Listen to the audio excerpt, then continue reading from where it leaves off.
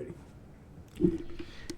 Hey, how's it going? Welcome back to JPS. And today we are going to be reacting to how an FBI agent infiltrated the KKK.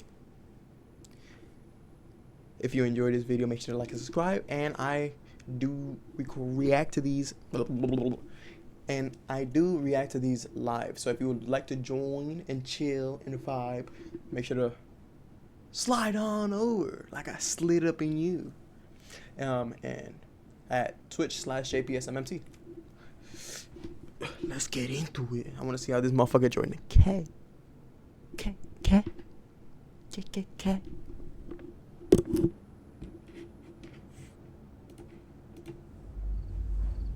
If there's any snitches in the group, we kill the snitches and they fire shots out of a gun. Boom, boom, and everybody's kind of getting scared. April 21, 2017.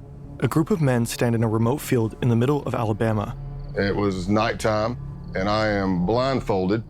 I've been instructed to place my right hand on the right shoulder of the person in front of me in line because that signifies brotherhood.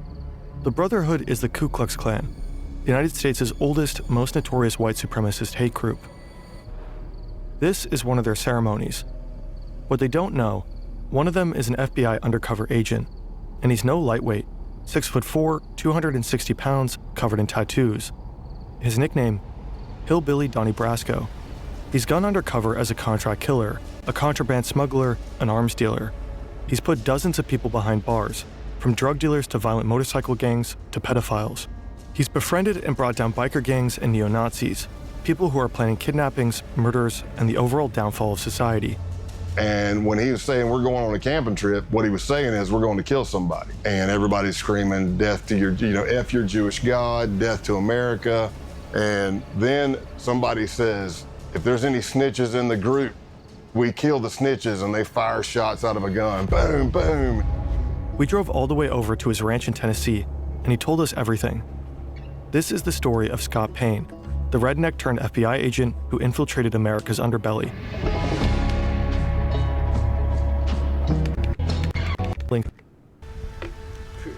Don't just give them a gift. I'm not trying to watch no intro.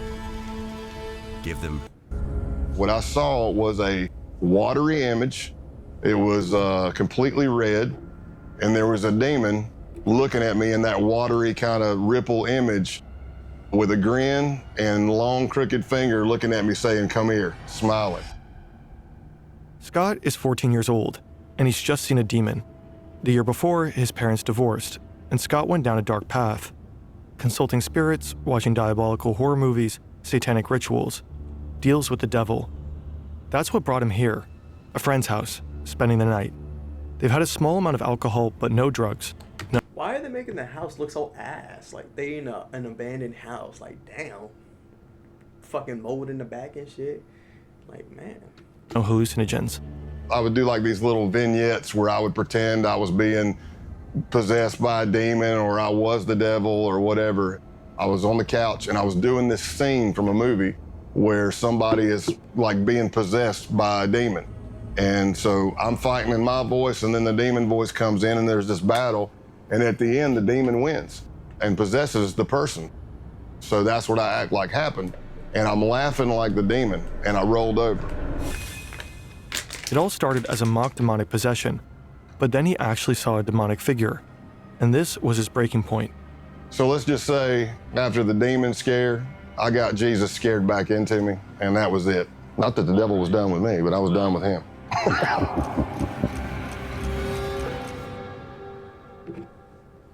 Halloween night 2019. This is Scott on his final major undercover mission, and this is a goat. It was stolen and is now at the center of a pagan ritual. It's been nearly 35 years since Scott's first encounter with the devil, but on this night, the devil is all around him, and he's definitely not done with Scott.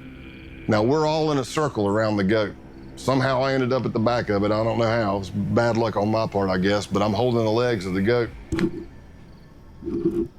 He's got this blade, and he's bringing it up and bringing it down in a practice swing, practice swing, practice swing, and finally somebody says, just do it. Eisen comes down with every bit of force he's got and hits the back strap of the goat, and I don't even know if it broke a hair. I don't know if it's because the back strap's too thick. The blade was too dull, but he hit it, and all you heard the goat was just go, bah, and I'm like, oh man, this is gonna get bloody and bad real fast. The man swings again. Again. Nothing. Finally, the blade is replaced with a gun. I said, whoa, whoa, whoa. And he's like, what? I'm like, man, look at what you're shooting at. We're all in a circle around this thing. And then he looks, puts a round right in the head of the goat, and it hits the ground. So you think you're done? No, you're not done. Now they slice the throat of the goat, and they fill up a cup full of blood. One of them pulls out a sheet of LSD. He approaches each man one by one. Basically, they would take the hit of acid under their tongue, chase it with the blood of the goat to signify the sacrifice or solidify the sacrifice. Scott is one of the few who decline. So when it gets around to me at the end, I'm looking at the blood and it's already coagulated. It's all chunky and clotty, and I'm looking at it going, man, I really don't want to turn this up and drink it. I mean, this is disgusting. So I dipped my fingers deep into the blood, pulled them out, and then sucked all the blood off my fingers. This is not the Ku Klux Klan. This group is younger, better equipped, and preparing for a bloodbath. And not only animal blood, but the blood of any human who isn't one of them. Jewish and Black Americans, and anyone they consider traitors to the white race. They're by far the most dangerous group Scott will ever infiltrate. Unfortunately for these tripping blood-drinking white supremacists, Scott Payne has other plans. It's exactly the kind of thing he spent the last 17 years working to prevent.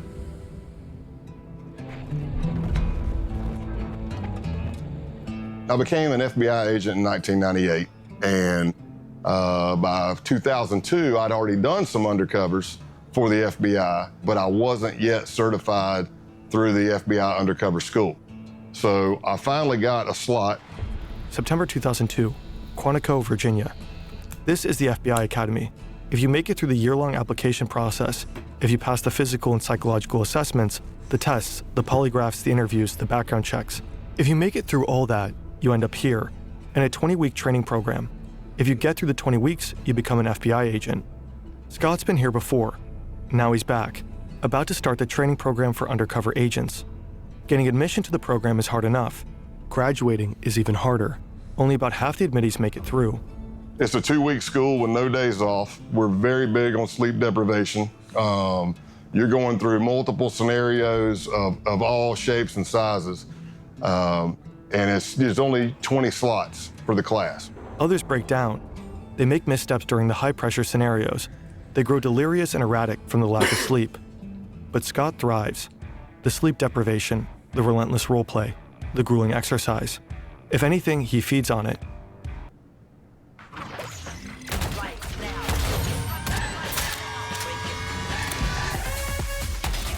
Meanwhile, he's learning from his idols, legendary FBI agents like Joe Pistone, who spent 6 years undercover with the Bonanno crime family. But they don't always notice him. So I remember Joe Pistone coming to speak, and I was like a kid in a candy store, man. I'm like, oh my gosh, this is Donnie Brasco. This dude did 6 years undercover in the mafia. And he's teaching, but he has this thing where he keeps kind of wanting to walk right up to the desk. So he kept stepping on my feet. And, I was trying to get out of his way. And then finally, as he's teaching, he just looks down at me and he says, Jesus, kid, either you got the biggest feet I've ever seen or I can't see. And he throws a couple of bucks on the desk because he's like still in mafia mode. He throws a couple, he goes, hey, go get yourself a shine on me. And I just took my feet and shoved them under the seat, man. Joe Pistone may have scuffed up Scott's shoes. What neither of them could have known at the time is that Scott would go on to fill Joe's. The FBI Academy trains agents to take down bad actors.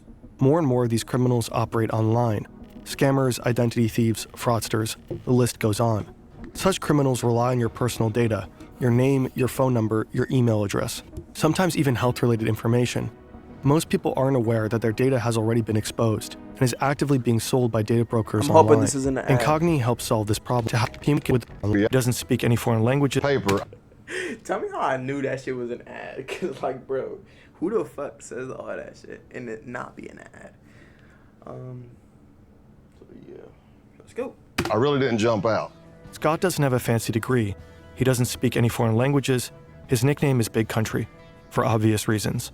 So he begins to work as an instructor at the school he just graduated from. Unorthodox, but it got him noticed by the right people.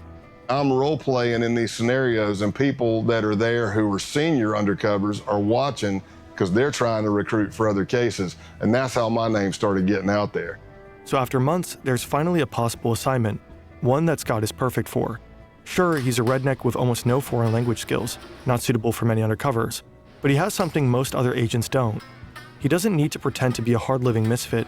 He is one. He knows he'll feel at home where he's about to go, but he has no idea how close he'll grow to the criminals he's been assigned to infiltrate and how hard it will be to turn on them. People always have their own opinion of what undercover work is. Some people say it's acting, some people say it's lying. Essentially, this is the definition of undercover work. You are building relationships that you're going to betray.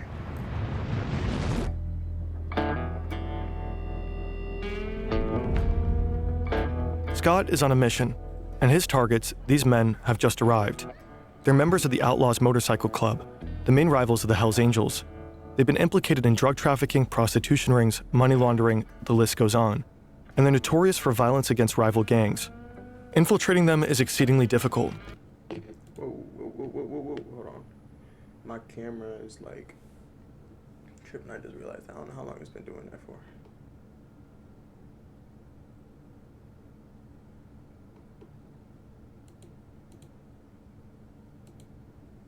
Why the fuck? Did I disconnect it?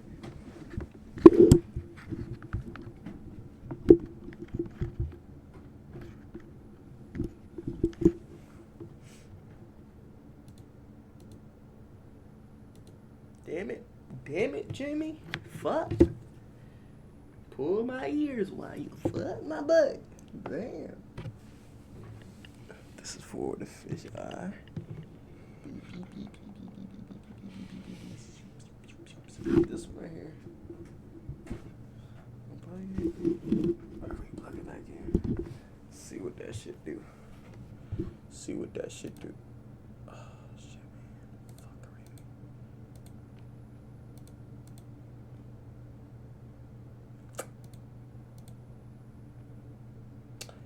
There we go. Hey, beautiful. How you doing? How you doing?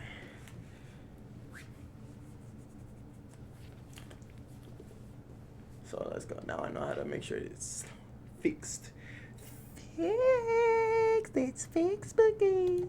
Scott Payne is here to do just that. But there's a problem. Part of the intelligence Scott was given is wrong. He was told they wouldn't be wearing their colors. Obviously they are. Scott has hoped to strike up a casual conversation, letting the topic of motorcycles arise naturally. But these guys are advertising their gang affiliation. He can't just go up and say, "Hey, you guys ride." His only choice is to make them come to him. Luckily, another part of the intelligence is right. This guy, road named Spanky, loves to be the center of attention. So Scott steals it. He works the crowd. He tells jokes. He talks loudly. He draws attention to himself, making Spanky want to steal it back. Soon enough, Spanky asks where Scott is from and sends him a drink. Spanky's called me over. He's introducing me to other people. And of course, I'm getting more scrutiny. The more people I meet, the more scrutinized I am. Everything seems to be going well, but the real scrutiny happens somewhere else. So I walk into the bathroom, and as I'm at the urinal, in a lot of bars, there's like a little box in front of the urinal, plexiglass. It might be flyers for a band coming up or a stripper coming to town or something like that. So I can see a little bit of a reflection.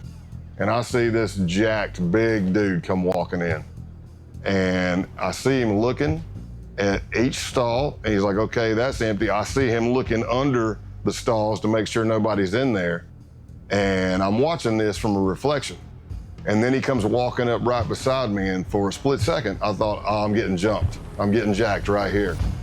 Jumped? And that didn't happen. It's not jumped if it's a one-on-one. It'd be, you mean, snuck. You'd be getting snuck, but not jumped because it's one-on-one. He says, so what brings you to Massachusetts?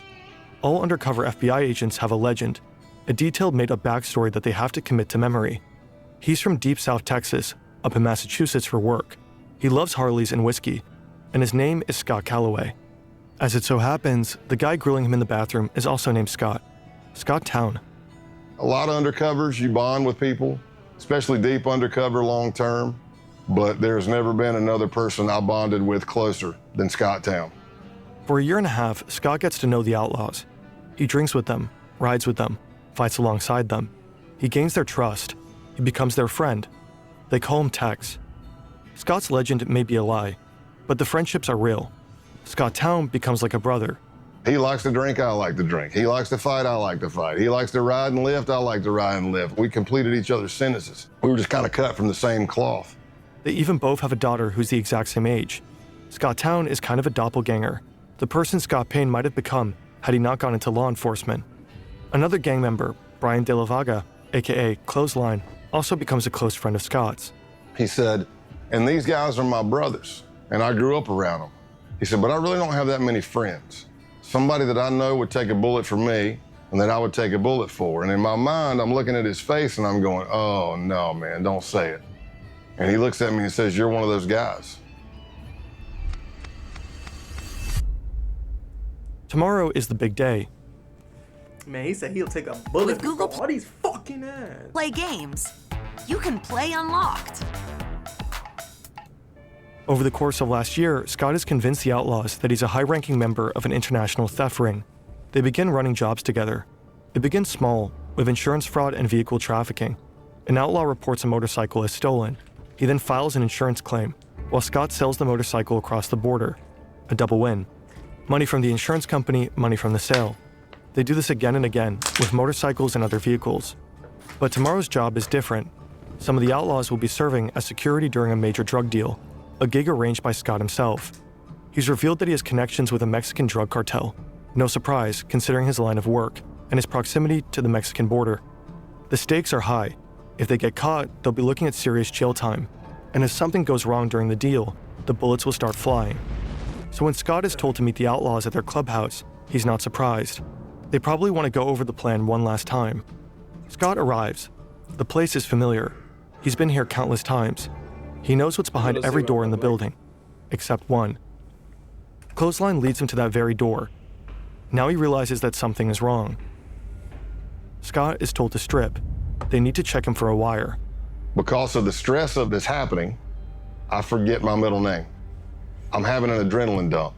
And for anybody who's ever had it, it can be any traumatic experience, but I'm having auditory exclusion.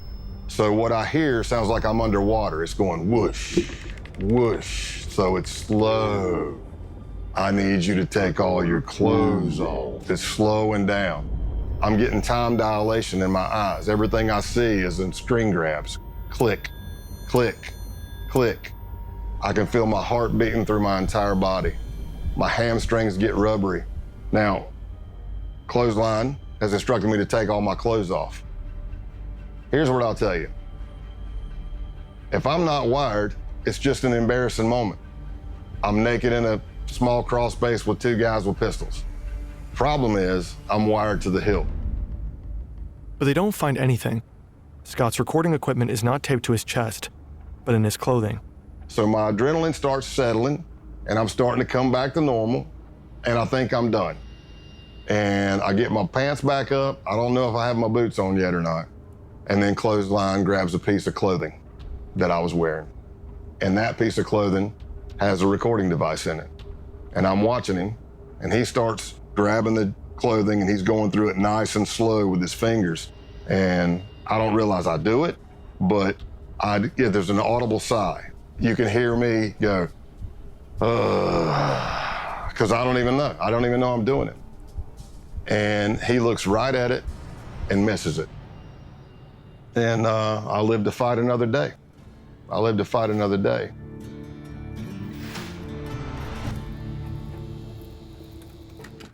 Damn, if he would have died, this story would not be like this. The story would have ended right there and then. Damn, brother. Two moving trucks enter the parking lot of the Brockton Holiday Inn. One is filled with drugs. The other is filled with money. A Mexican drug cartel is selling 40 kilograms of cocaine and 1,000 pounds of marijuana to Canadian buyers. The Mexicans aren't taking any risks. They've arranged an American security detail, the Outlaws. Surveillance at every entrance. 4 men in the parking lot there to provide protection, unload the drugs, and count the money. Everyone is armed and antsy. One false move and all hell could break loose. The deal is wrapped up quickly. The transfer is complete. All the money's there. The outlaws are particularly relieved. They may be tough, but this is their first time working with a cartel. Now they'll get paid $15,000 for their services. Scott counts out the cash. He did it. He successfully tricked them. The cartel? FBI agents. The Canadians? Also FBI agents. 8 months later, a hotel in Nevada. Scott's been laying low, coordinating his undercovers from afar. His outlaw friends think he's going through a divorce. In reality, he's been diagnosed as overassigned after experiencing a severe stress-related panic attack. He's been ordered to take a 6-month timeout. He's been teaching during this time. His current class, ironically enough, is called Undercover Stressors. All the students have gone to bed, but Scott's only just returned to his hotel room.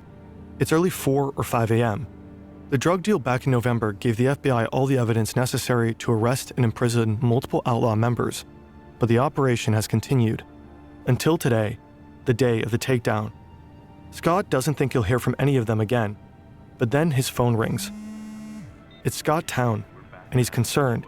He's heard some arrests were made, and he wanted his friend to know about it. He says he's going to take a shower and gather more information.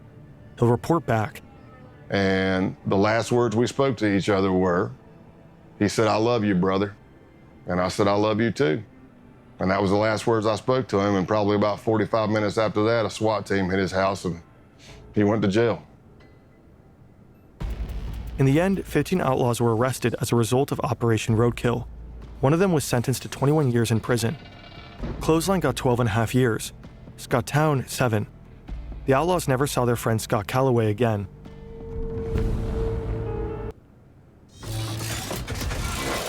Hostiles approaching. Reciprocating hostility. Are they just saying one of his missions, or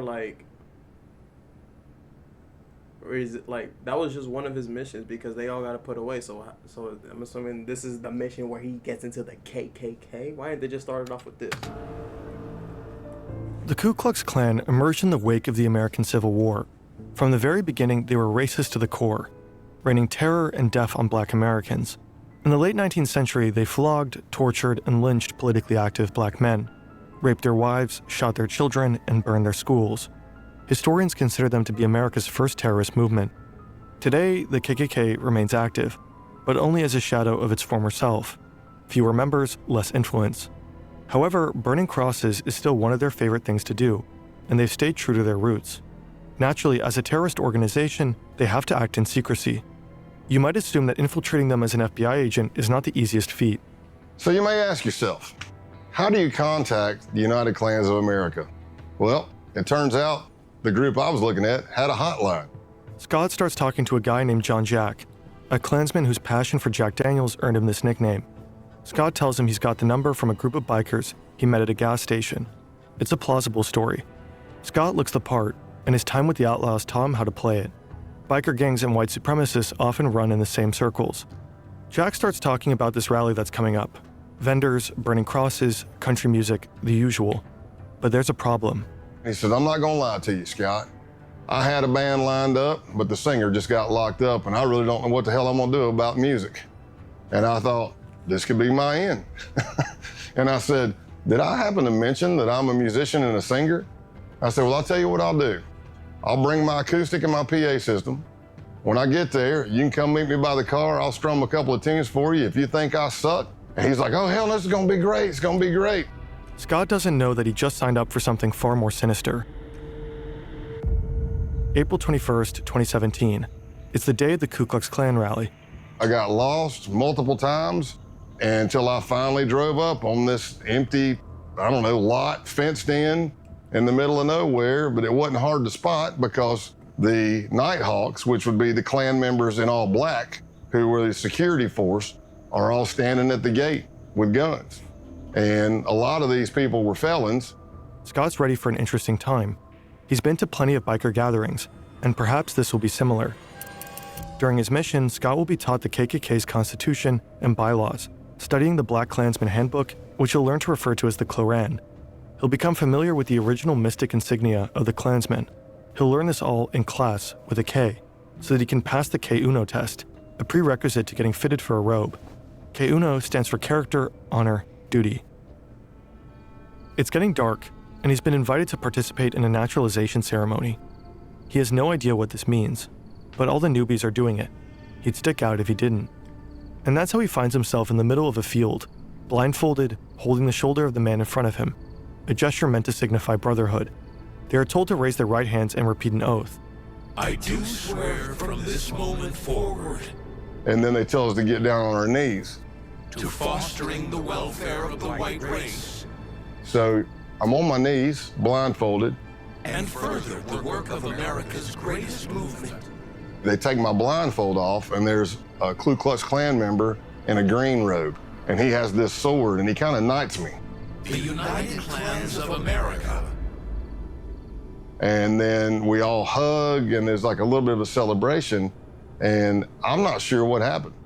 And then it hits me as I'm walking to my truck. I'm like, I think I just joined the damn Klan. Yep, that's what that was. So I got naturalized in the Ku Klux Klan that night. Scott's time at the KKK will end up being relatively short-lived.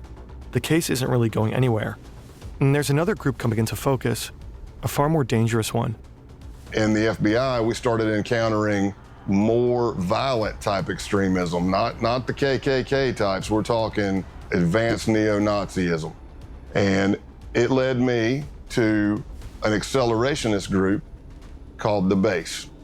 The base mission will provide to be far more extreme than anything Scott has ever seen. The network of violent white supremacists. An extremist group known as the Base. Violent neo-Nazi terrorist paramilitary group called the Base. On August 11th, 2017, crowds of people marched through the campus of the University of Virginia in Charlottesville, chanting racist and anti-Semitic slogans. They were protesting the removal of a statue of Robert E. Lee, the famous Confederate general. The next day, they were met by counter-protesters, and things quickly turned violent. Then they turned deadly. A white supremacist drove his car into a crowd of counter-protesters, injuring 35 people and killing Heather Heyer. For some, the Unite the Right rally was a wake-up call, surprising proof that white supremacy persists in America. To others, it was a grim reminder, and frightening evidence that white supremacists were feeling emboldened enough to come out of the shadows.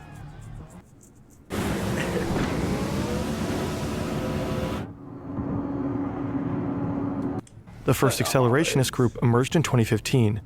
They called themselves Atom Waffen Division. They'd been inspired by the writings of the neo-Nazi James Mason, whose book Siege had become a sort of Bible for accelerationists. The book denies the Holocaust and attacks homosexuals and Jewish people. It also calls for organized violence, specifically for the formation of terror cells prepared to wage war against the system. Initially regarded as fringe or even cringe, accelerationism steadily gained traction. By 2021, roughly 90% of white nationalist groups identified as accelerationist. That same year, the US Director of National Intelligence identified racially motivated violent extremists as the most lethal domestic terrorism threat. More than other white supremacist ideologies, accelerationism insists on the importance of direct violent action, the kind of action taken by the people they call saints. Like St. Tarrant, for Brendan Tarrant, the Australian white supremacist who attacked 2 mosques in Christchurch, New Zealand. He killed 51 people. Or St. Roof, for Dylan Roof, who killed 9 people, all black, during a church service in Charleston, South Carolina. This is the kind of action accelerationists believe in, action that will further destabilize society, that might finally lead to societal chaos. They are explicit about this. Roof, for example, said he'd hoped to ignite a race war. Failing that, though, the purpose is to inspire more violence, which is exactly what such attacks have done. Scott Payne just signed up on Facebook. He's about to publish another racist post. His goal is to get banned. But nothing happens. A fellow agent points out that he doesn't have any friends. He adds a few people, and that does it. He's promptly kicked off. Okay, well done. Next up is Gab, a social networking site well known for its tolerant stance towards far-right users. He participates in forums with names like Whites Only. This will further elevate his credentials. On July 15, 2019, he writes an email.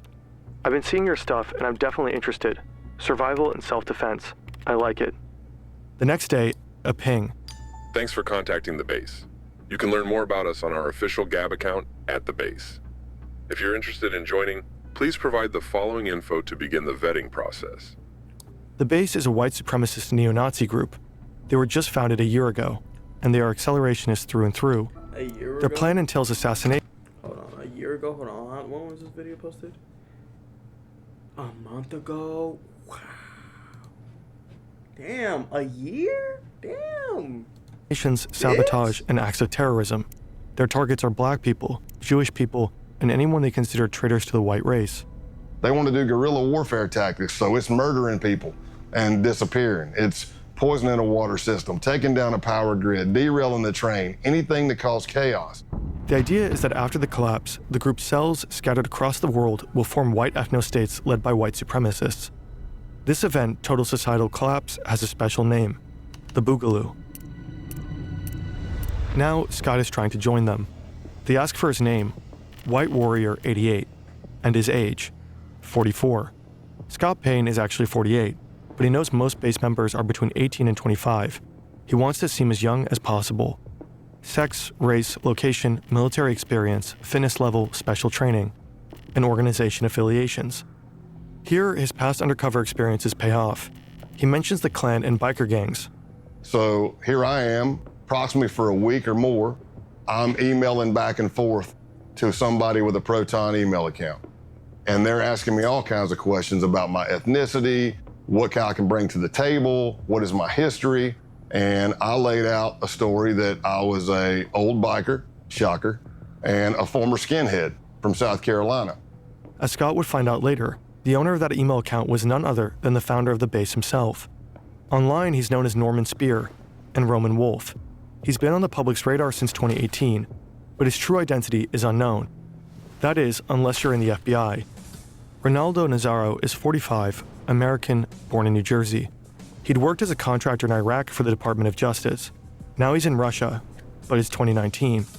You can organize neo-Nazis into a network of accelerationist insurgents from just about anywhere. The email exchange continues for less than a week. Then, Scott is invited for a phone interview. It's supposed to take 30 minutes, but ends up lasting an hour. Now, both Scott and the base have a 24-hour grace period. After that, Scott will need to make the decision. Does he truly want to join? I passed the test, and they bring me in. And they asked me, hey, where are you located? And I said, in East Tennessee. And they said the closest cell to you is in North Georgia. That's where Scott will have to pass one final test, an in-person vetting session. August 2, 2019, Rome, Georgia. To Scott, the men look more like boys. He knows that one of them is the leader of the base's Rome cell, but that's it. Boys. He knows that. Yeah. You got touched, ain't it? Ain't it, little boy? Got touched, ain't it, little boy?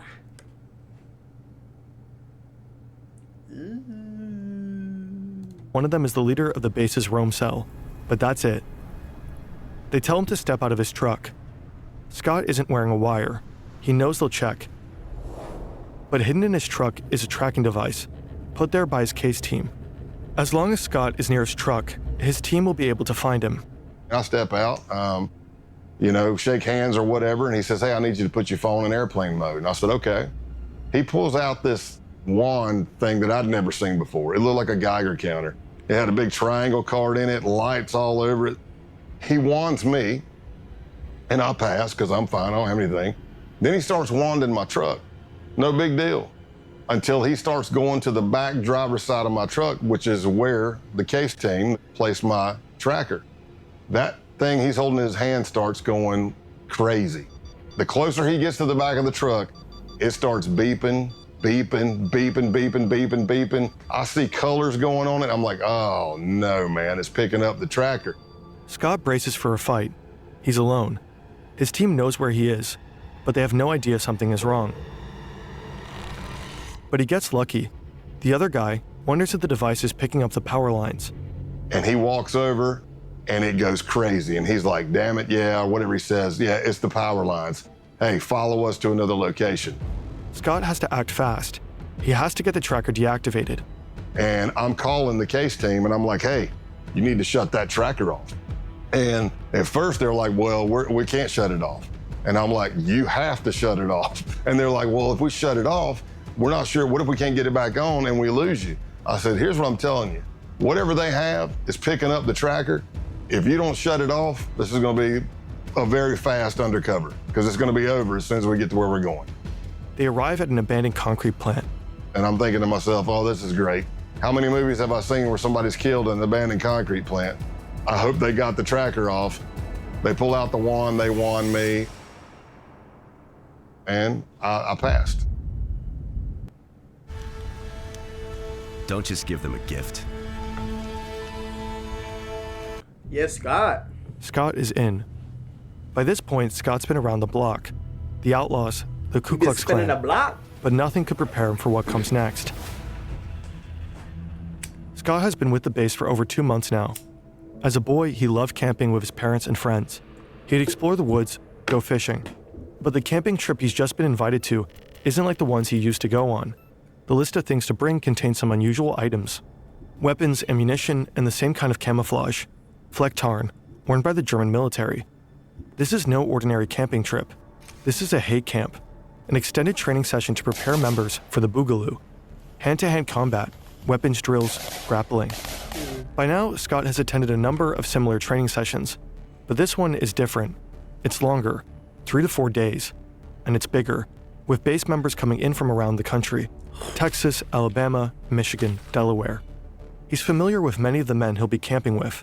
At least he knows most of their online pseudonyms: Can't Go Back, Ison, Punish Snake, Dima, Big Siege, Zoomnat, all from out of state.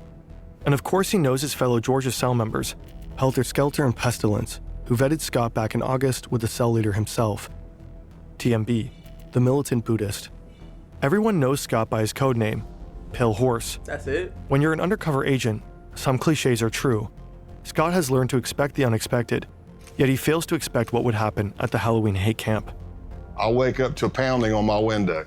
Pale horse, you gotta wake up, you gotta wake up. I'm like, what's up, man, what's going on? They're like, hey, you gotta get out here and see this. I've been doing undercover since 1996 at this point, and I have never been with a group of people where I had to burn Bibles, burn American flags. I damn sure wasn't part of a group that went out and stole a goat and we sacrificed it at a pagan ritual and drank its blood. And I did all that in 3 days with these guys. After they decapitated the goat, the group comes together for a barbecue. They roast the goat over an open fire and have it for dinner. All of this, of course, while tripping balls.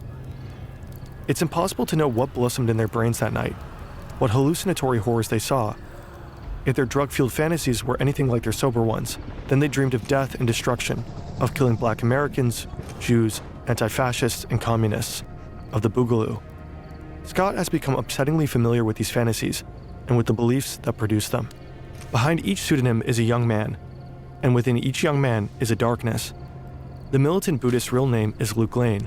If the Boogaloo requires it, he says he could kill his dad. Pestilence is Jacob Cotterly. He believes Hitler is still alive. Michael Helterbrand, aka Helter Skelter, says he'd have no problem killing a commie kid. Punish Snake, a former Canadian soldier who'd been doxxed by an undercover journalist, gets emotional talking about it, but he knows he'll have to kill his ex-fiancée when the Boogaloo kicks off. She's half black. Scott Payne records all of this, and as he earns their trust, he records more. And we did more and more trainings through that Saturday, but by that Saturday night, we went back down to the holy site and had a bonfire. And that's where the American flags were burned. That's where holy Bibles were set on fire. And everybody's screaming, death to your, F your Jewish God, death to America. And when that training camp ended, that's when I advanced even more in them trusting me. And that's when TMB and Pestilence started bringing me in on murder plots that they had. It's more than 2 months later, and Scott is back at TMB's farm, the 100-acre property where the Halloween hate camp took place. For the last few weeks, TMB has been talking about another camping trip, but he's been cagey. He doesn't want to share information via chat. Scott has convinced him to meet. Hold on, I know I'm delayed about it, but damn, burning Bibles. Hold on, they said burning Bibles and burning American flag. Bruh, damn. Man, fuck America. fuck, come here. It's just side-eyeing everybody, making sure that they're not looking at me sideways. He wants details. It turns out the camping trip isn't a camping trip. It's a hit job. TMB creates a separate chat room called the camping trip. And when he was saying we're going on a camping trip, what he was saying is we're going to kill somebody. Their target is an active Antifa couple in the Georgia area. It was going to be me, TMB, Pestilence, and Helter Skelter. And we were all going to make entry into the house. TMB wanted me to go with him to kill everybody, while Helter Skelter would be covering out the window to make sure no cops were coming and stuff like that, or help. And then Pestilence was going to set the house on fire. But in the planning of everything, at one point, Helter Skelter says, hey, if you don't mind, I'd like to pop my cherry on this one. That confused me because it means something completely different to me. And I'm like, what do you mean? And he said, I would like to actually put a bullet in somebody's head as well. Ooh. After casing the house, they begin the next phase of the murder plot, planning. Baby boy. It was pretty extensive. Like, you go to a camping site, we leave everything digital, everything phones, everything there. We go scrub ourselves at a pay-by-the-hour motel. We tape our pants to our shoes, our gloves to our shirts, Vaseline on eyebrows and facial hair. See, this is all to avoid leaving DNA for law enforcement. At one point, TMB had done research, and he said that he read that the first time somebody kills somebody, they lose control of their bowels. So he was suggesting that we all wear adult diapers. I didn't tell him that I'd killed somebody before, but I told him I think I'm okay. I don't need any diapers. I was just as shocked when I got brought in on this murder plot as most people were.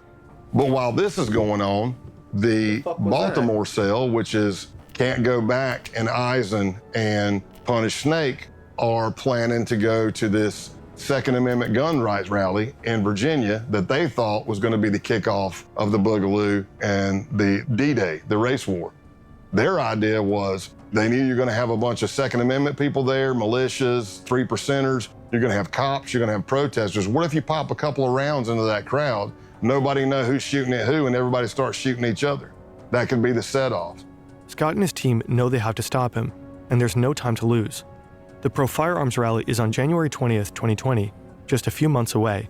They jump into action. The next weeks are a flurry of activity, meeting, coordinating, and planning. Finally, the day of the bust arrives.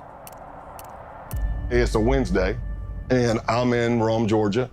I pick up Luke, who's TMB, to go to lunch. And we pull out, and as I'm driving down the road, I knew what my ruse was going to be. I was going to say something was wrong with the truck, but sure as you know what, the truck made some loud sound I've never heard. I didn't hit anything. Something just went, and I was like, did you hear that? He's like, yeah, and I go, man, if my brake calipers are frozen again, I'm going to be, because that did happen. So I took a left out of his neighborhood, pre-planned by the SWAT team, and I pull up tight to a fence. And as I go, hey, I'm going to get out and check the truck. So I'm walking around the back of the truck. Another vehicle pulls up. He doesn't know who they are. I know who they are. They're part of the case team. And the guy says, hey, man, you need any help with that? And I look up and I'm like, oh my gosh, I can't believe it's you. What are you doing in Rome, Georgia? He goes, what are you doing here? I'm like, man, I haven't seen you. And as I'm doing that, there's the distraction. Here comes a Bearcat with a SWAT team over the hill, barreling down the hill. But Luke's looking at me, not at the car coming. And when that thing's coming, I jump in the back of the agent's truck and I'm like, go, go, go. And you could hear the SWAT team giving commands. And luckily, the arrest went down without an incident. The next morning, SWAT teams arrested Eisen, Can't Go Back, and Punish Snake. Essentially, we kind of tore down the base. Luke Lane, aka TMB, was sentenced to 6 years in prison. Jacob Cotterly, Pestilence, got 13. William Bilbrough, Eisen, 5. He deserved 13. Patrick Matthews, Punish Snake, and Brian Lemley, Can't Go Back, 9 years. According to a recent Guardian... Bro, he's the only one that got 15 years. He deserved it. Article, the base is enjoying a resurgence. Its founder, Ronaldo Nazzaro, continues to live in St. Petersburg. Scott retired in June 2021. At his retirement ceremony, attended by friends, family, colleagues, and... Alright, brother, I don't even know that. But yeah, if you enjoyed the video, make sure to like and subscribe.